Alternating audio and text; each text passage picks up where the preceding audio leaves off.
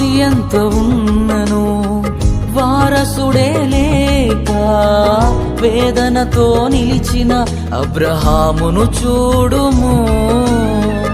ఆశలే కోల్పోయి శరీరమే ఉడికిన అవమానాలెన్నో ఎదుర్కొన్నను. మాట్లాడే దేవుడే మౌనముగా నిలిచెనా, ఎండిన స్థితిలో జీవముతో నింపెగా.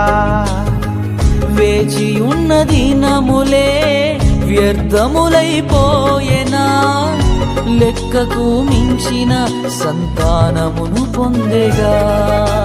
నమ్ముట నీ వలనైతే సమస్తము సాధ్యమేగా, చితికిన నీ స్థితిలో చిరునవ్వుతో నింపునుగా.